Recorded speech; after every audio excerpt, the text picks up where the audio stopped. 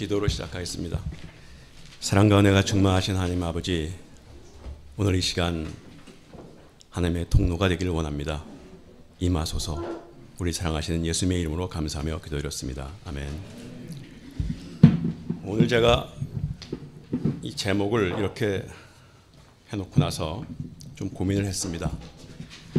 그런데 2주 전에 성혜영 교수께서 말씀하시는데 그 말씀을 들으면서 마음이 편안해졌습니다. 그래서 그냥 이 제목으로 하려고 합니다.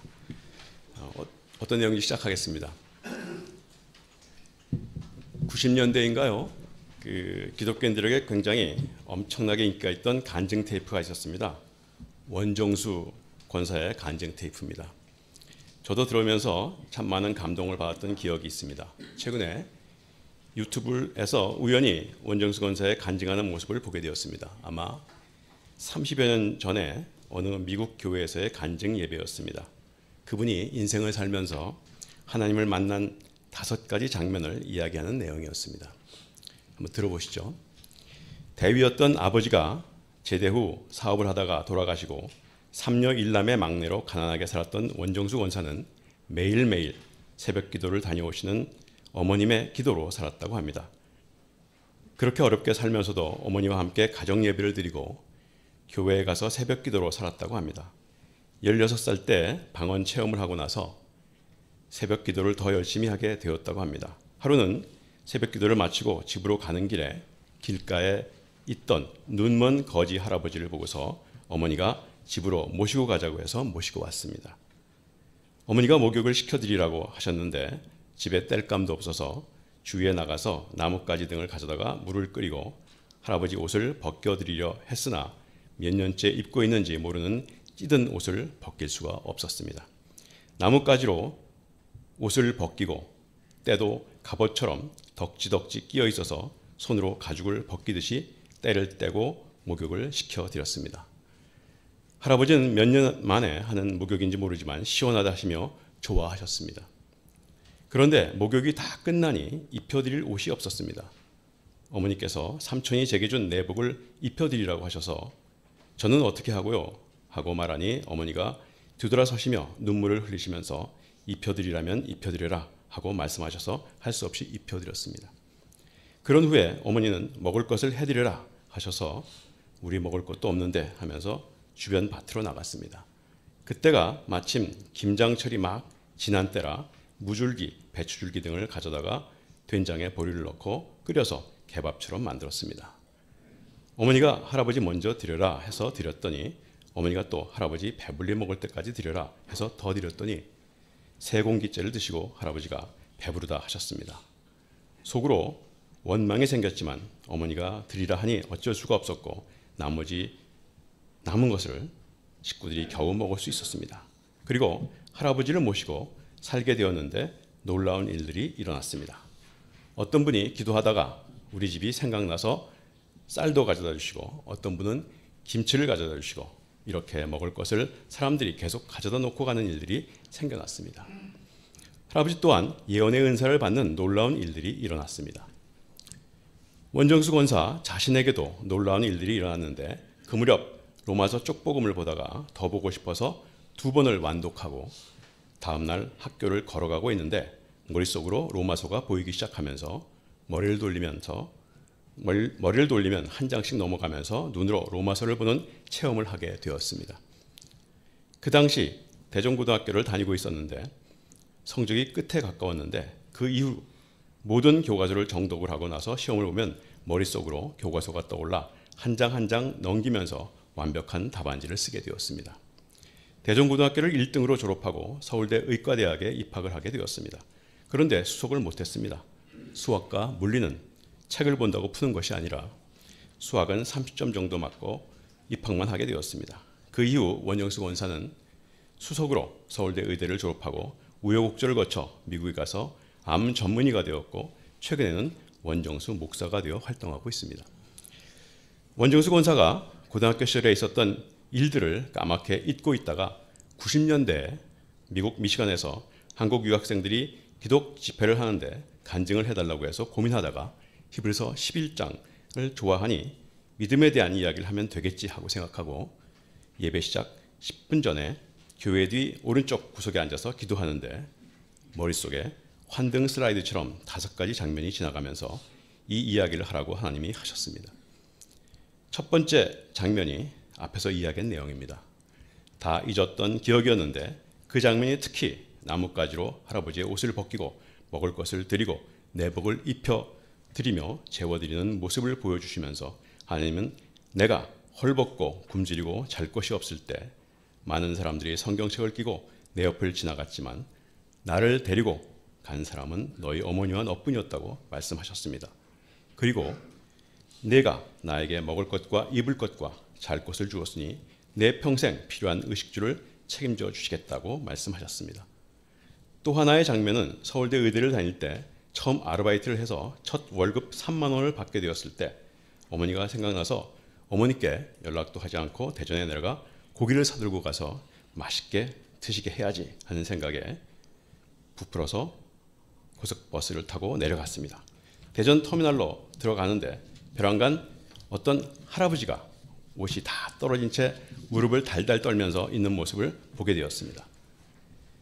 다른 것은 보이지 않고 그 할아버지의 무릎만 보여서 마음속으로 할아버지가 다른 곳으로 가기를 바라면서 가장 늦게 버스에서 내렸습니다.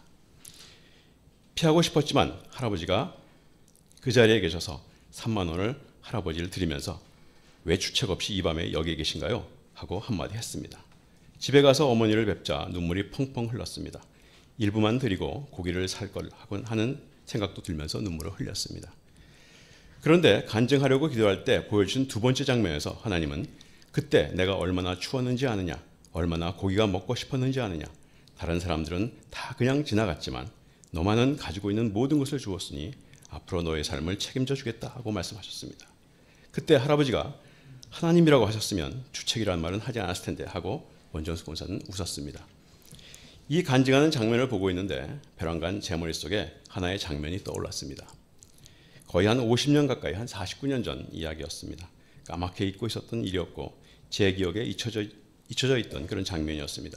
고2 때 학교가 끝나고 집에 가는데 신대방동이었는데 6교를 거쳐서 집으로 가는 길이었습니다.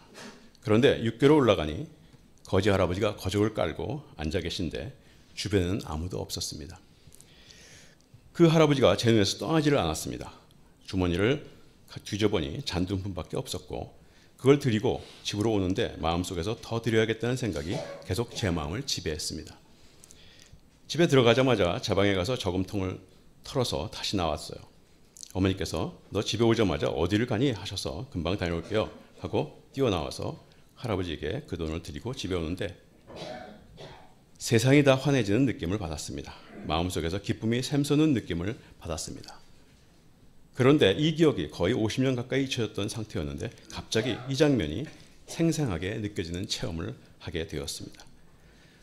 우리가 인식하든 인식하지 못하든 하나님을 우리는 우리의 인생의 여정 속에서 만났다는 생각을 듭니다.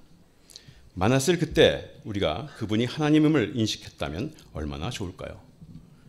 오늘 본문에서 내가 주일 때 너희가 먹을 것을 주지 아니하였고 목마를 때 마시게 하지 아니하였고 나그네 되었을 때 영접하지 아니하였고 헐벗을 때 옷 입히지 아니하였고 병들었을 때와 옥에 갇혔을 때 돌보지 아니하였느냐라는 말씀을 통해 주님은 우리에게 책망하셨습니다. 우리가 살아가는 동안에 하나님을 만났나요? 우리 곁에 계셨던 예수님을 우리가 쳐다보지도 않고 살지는 않았는지요? 그러면서 입으로만 예수님을 부르짖으며 기도하지는 않았는지요? 참으로 민망했습니다. 오늘 본문에 지극히 작은 자 하나에게 하지 아니한 것이 곧 내게 하지 아니한 것이니라 하시면서 끝으로 그들은 영벌에 의인들은 영생에 들어가리라라고 말씀하셨습니다. 영생을 얻는 구원은 바로 어려운 이웃을 우리가 어떻게 대하느냐에 따라 그 기준이 된다는 말씀처럼 들립니다. 그래서 이 말씀은 우리가 이 땅에 사는 동안 어떠한 삶의 태도를 가져야 하는지를 알려주시는 말씀으로 생각됩니다. 즉 하나님은 우리가 하나님을 믿는 단계에서 하나님을 아는 단계에서 하나님을 사랑하는 단계, 즉 하나님의 뜻을 깨닫고 그 뜻을 이루려는 단계로 변화되기를 원하시는 것으로 생각됩니다. 오늘 본문은 최후의 심판에 대한 이야기지만 마태복음 25장에서 이 본문 앞에 두 가지 비유를 덧붙이고 있습니다. 아마도 이 세상에서 어떠한 삶의 태도로 살아야 하는지를 이야기해 주는 것 같습니다. 하나는 열 처녀의 비유입니다. 그 내용은 흔히 종말신앙의 삶, 즉 오늘이 종말이라고 생각하고 준비하는 자가 되라는 말씀이죠. 1월 말에 홍 원장님이 이에 대한 다양한 해석을 얘기해 주셨는데 오늘 저는 전통적인 의미로만 생각하겠습니다. 김동호 목사님께서 자신이 죽는 순간이 바로 주님을 만나는 시간임을 기억하면서 내일 죽는다고 생각한다면 내일 죽을 사람은 쓸데없는 일을 하지 않게 되고 고난이 온다 하더라도 인내하고 고난을 이기고 승리하게 된다고 말씀하셨는데 공감이 됩니다. 지혜로운 자는 구원을 늘 준비하고 깨어있는 자가 되어서 늘 예수님을 만나기를 소망하며 천국을 찾는 자가 되라는 말씀으로 생각됩니다. 즉 종말신앙이란 내게 이 세상에서 주어진 시간이 많지 않음을 깨닫고 최선을 다하여 기쁘고 즐겁게 봉사하는 시간으로 그 시간을 채우라는 믿음이라고 생각합니다. 이 지혜는 하나님이 주시는 자유함과 하나님을 두려워하는 경외함이 함께 공존하는 마음을 갖고 우리의 인생을 살아가는 지혜이며 인생 중 우리가 하나님을 만났을 때 하나님임을 알아보는 지혜라고 생각됩니다. 즉 어떠한 환경이든 어떠한 유혹이 있든 구원의 소망으로 끝까지 하나님을 붙잡는 사람은 구원을 얻으리라는 말씀으로 읽혀집니다. 또 하나는 달란트의 비유입니다. 우리가 달란트를 주일학교에서 놀이로 하다 보니까 그 달란트를 잘 인식하지 못합니다. 그 단위를. 헬라 시대의 1달란트는 6천 드라크마 또는 12,000 드라크마라고 하는데 드라크마는 하루의 품삯이니 지금으로 보면 한 일당 10만 원이라고 하면 현재 한 6억 정도의 가치입니다. 금 1달란트는 은 1달란트의 15배가 되니 금 1달란트라고 하면 엄청난 가치입니다. 5달란트와 2달란트를 받은 자는 장사를 하여 각각 그만큼 남겼는데 1달란트를 받은 자는 땅에다 감추었습니다. 두 사람은 주인이 와서 착하고 충성된 자라 칭찬하며 주인의 즐거움에 참여하라고 말씀하셨지만 1달란트를 받은 자에게는 악하고 게으른 종이라고 내쫓고 1달란트마저 빼앗아 10달란트를 가진 자에게 주라고 하셨습니다. 왜 그랬을까요? 단순히 생각하면 너무나 억울하죠.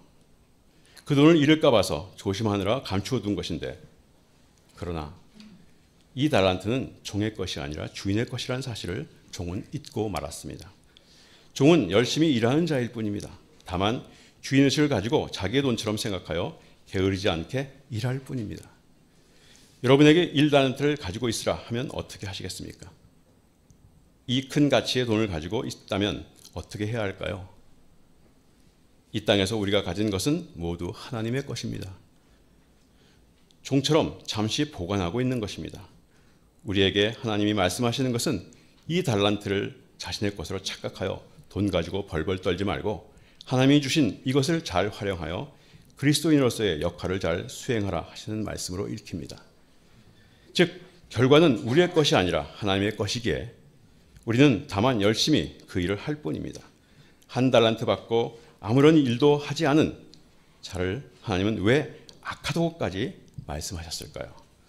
다른 사람들은 하나님이 주신 것으로 열심히 선한 열매를 맺었는데 하나님이 주신 것을 가지고 아무것도 하지 않은 것, 즉 선을 행하지 않았기 때문이 아닐까요? 하나님이 우리에게 주신 은혜를 기쁘게 주위 사람들에게 나눠주고 베풀라는 말씀으로 생각됩니다. 우리가 착각하는 것이 있습니다. 내 능력으로 모든 것이 되는 것으로 착각합니다. 우리의 노력으로, 우리의 공으로 구원을 얻는 것이 아니라 하나님의 은혜로 구원을 얻은 것입니다. 우리는 이 뜻을 잘 헤아려 이 땅에서 열심히 기쁘게 일할 뿐입니다. 우리는 죄밖에 없는 자이나 하나님의 은혜로 속죄받은 자임을 기억해야 합니다. 하나님이 나를 세워주시지 아니하면 아무것도 아님을 기억하고 우리는 다만 열심히 기쁘게 일할 뿐입니다. 하나님을 만난 자, 즉 그리스도인으로 어떻게 살아야 하는지를 알려주시는 말씀으로 생각됩니다. 예수님이 무화과 나무에게 열매가 없다고 저주에 가까운 말씀을 하신 적이 있습니다. 무화과 나무는 말 그대로 꽃이 없는 것이 아니고 겉으로는 꽃이 보이지 않기 때문에 무화과 나무라고 합니다. 무화과 나무는 꽃보다는 열매를 얻기 위한 나무라는 뜻이겠죠. 하나님의 뜻이 내 삶 속에서 이루어지는 것이 열매라고 생각됩니다. 그런데 현재 열매가 없으니 예수님이 화를 내신 것입니다. 우리의 인생도 화려한 꽃을 피우는 것이 아니라 열매를 맺어야 한다는 의미겠죠.